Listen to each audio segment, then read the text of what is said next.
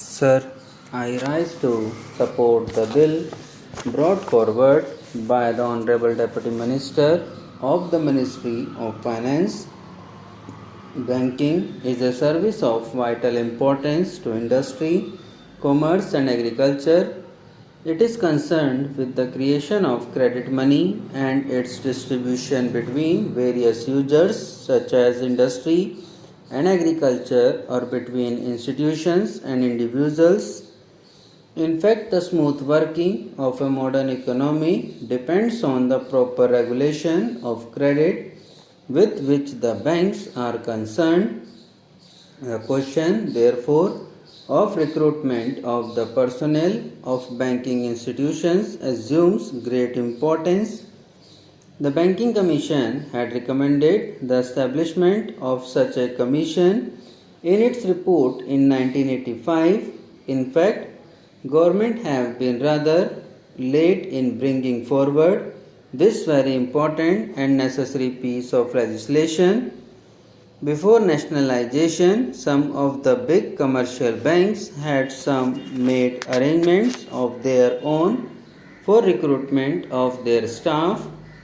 The Institute of Bank Management and the Reserve Bank of India, through the Bankers Training College, run some short-term and long-term courses for recruitment and training of bank staff, but these arrangements are not adequate even to meet the requirements for recruitment of higher cadres. The largest proportion of bank staff consists of clerks and cashiers. The recruitment policies followed by most of the Indian banks before nationalization were not based on either scientific lines. In several cases, even minimum qualifications were not insisted upon. The Banking Commission has reported that in many cases, people who had not even passed matriculation examination were recruited as clerks. There was no proper evaluation of the aptitude or capacity, and very often caste and relationship determined the choice of candidates. Lack of training facilities, however, aggravated the problem, and banks found themselves with staff which had neither aptitude nor ability to carry out the jobs assigned to them. The bill, therefore, is welcome. It seeks to provide for proper methods of selection for recruitment. It provides for the establishment of a body corporate to be called the Banking Service Commission. It shall be the duty of the Commission to hold competitive examinations to recruit people for clerical and allied cadres, junior officers, cadres, and such other officers, cadre, as the central government may be notifications specifying. It shall consist of a chairman and 8 persons who, in the view of the government, are men of integrity, ability, and have experience of finance and business administration. The bill rightly attaches great importance to selection of people for the clerical cadre because the clerical staff constitute the largest proportion of the total manpower, and it is they who render the banking service to the people. Rapid expansion of banking ensures further that many of them will soon get promotions to the officers' cadre. It has been emanated that every clerk can hope to reach the officer's level in 10 or 12 years' time. Every clerk is therefore a potential officer, but to be effective, recruitment should attempt to attract appropriate skills and attitude, and search for suitable talent should not be restricted to the first point of entry in the bank at the clerical level. It should also be extended to attract sufficient number of persons who possess executive skill. With the functional enlargement of the banks, they require the service of experts such as agricultural scientists and those who are experts in engineering. Recruitment of such personnel should also be considered by the Banking Commission.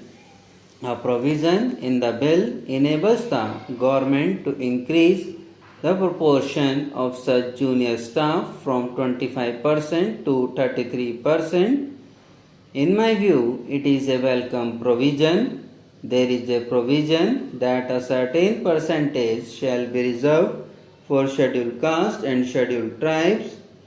This percentage has to be determined according to the general principles and also the requirements of the banks.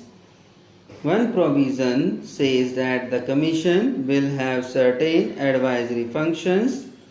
It is an important provision. We know how in government service very difficult problems of promotion and seniority arise. It is better that they are solved by a third body rather than the superior officers who have sometimes prejudices against people working under them. I hope this provision will be used for that purpose. I will not take any more time of the House by dilating on the details of the bill. I hope the honorable members will accept the basic idea behind the bill. The establishment of a commission on the lines envisaged will impart objectivity and impartiality in the recruitment procedures of the banks by prescribing uniform qualifications and eligibility standards applicable in all public sector banks and thereby help to tap the right type of persons for the banking industry. Finally, there is a last clause which says that the government may extend the provisions of this bill to other banks. If the Banking Service Commission could cover the requirements of other commercial banks also, so much the better. We will have the uniform standards for recruitment of personnel in all the banks. With these words, I support the bill. Sir, I rise to support the bill brought forward by the Honorable Deputy Minister of the Ministry of Finance. Banking is a service of vital importance to industry, commerce and agriculture. It is concerned with the creation of credit money and its distribution between various users such as industry and agriculture. Subscribe now and press the bell icon. Never miss an update.